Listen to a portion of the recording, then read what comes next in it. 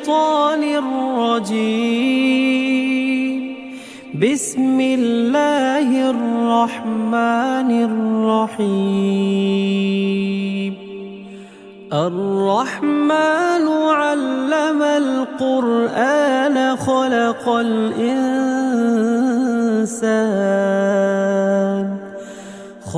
الإنسان علمه البيان.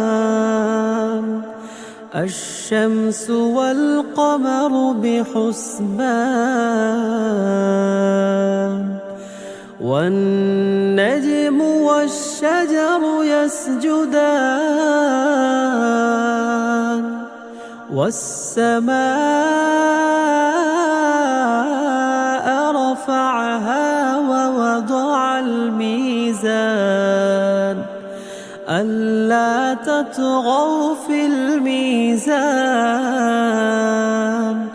وأقيموا الوزن بالقسط ولا تخسروا الميزان.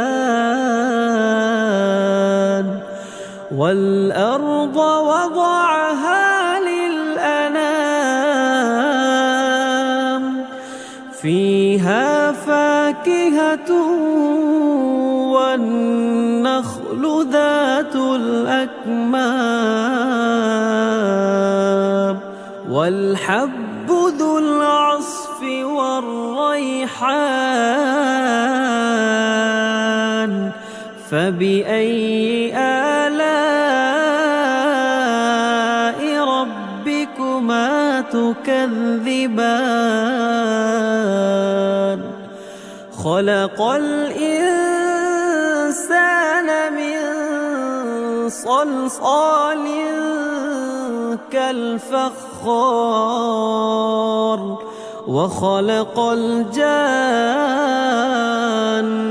من مارج من نار. فبأي آلاء ربكما تكذبان؟ رب المشرقين ورب المغربين فبأي آلاء ربكما تكذبان؟ مرج البحرين يلتقيان بينهما برزخ لا يبغيان. فبأي آلاء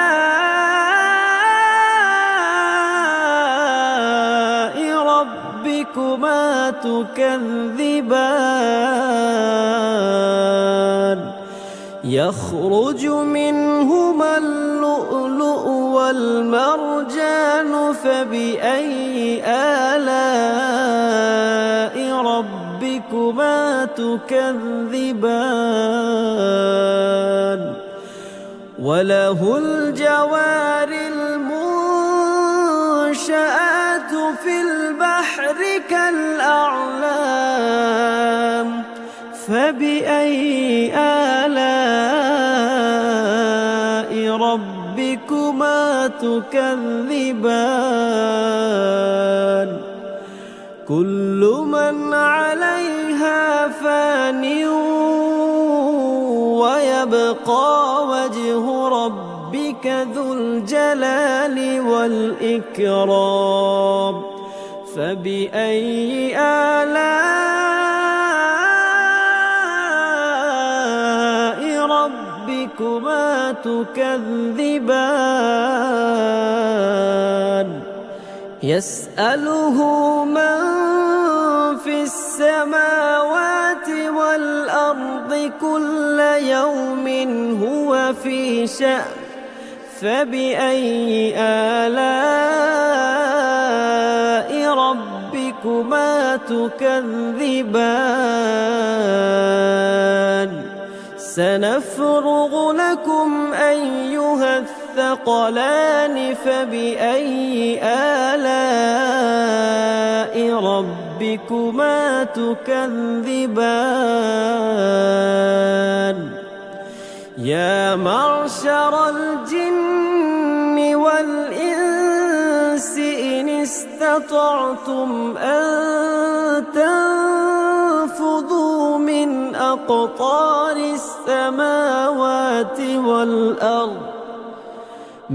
أقطار السماوات والأرض فانفذوا لا تنفذون إلا بسلطان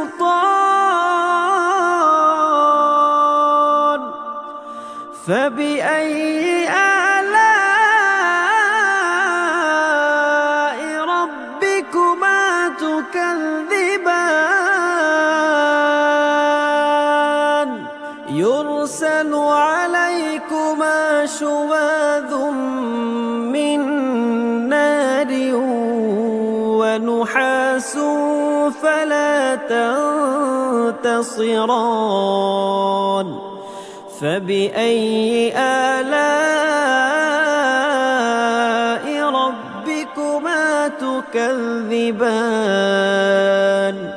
فإذا انشقت السماء فكانت وردة كالدهان فبأي آلاء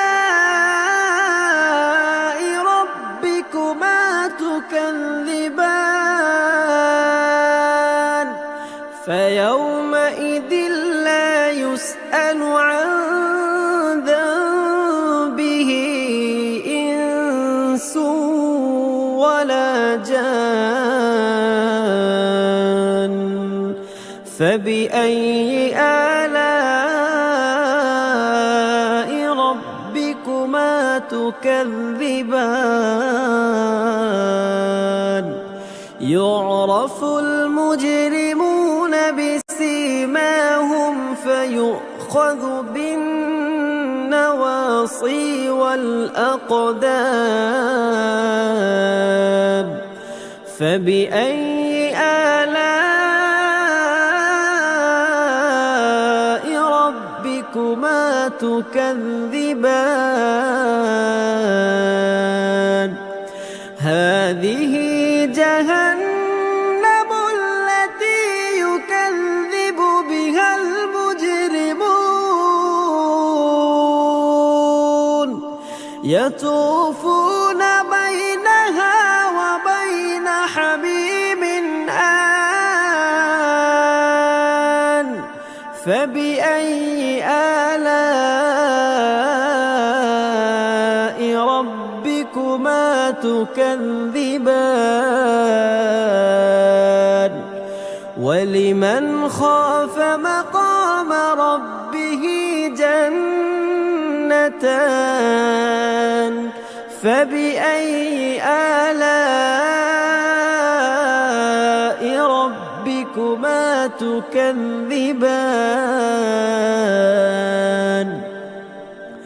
ذواتا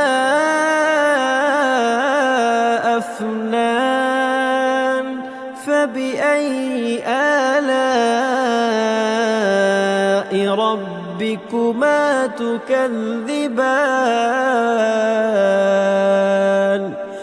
فيهما عينان تجريان فبأي آلاء ربكما تكذبان فيهما من كل فاكهة زوجان فبأي آلاء ربكما تكذبان متكئين على فرش بطائنها من استبرق وجنى الجنتين دان فبأي آلاء ربكما تكذبان فيه فيهن قاصرات الطرف لم يطمثهن إنس قبلهم ولا جان فبأي آلاء ربكما تكذبان كأنهن الياقوت والمرجان فبأي آلاء ربكما تكذبان هل جزاء الإحسان إلا الإحسان فبأي آلاء ربكما تكذبان ومن دونهما جنتان فبأي آلاء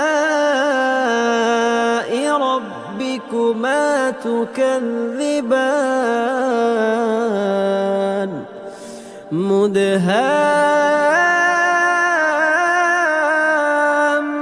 مدهامتان فبأي آلاء ربكما تكذبان فيهما عينان نضاختان فبأي آلاء ربكما تكذبان فيهما فاكهة ونخل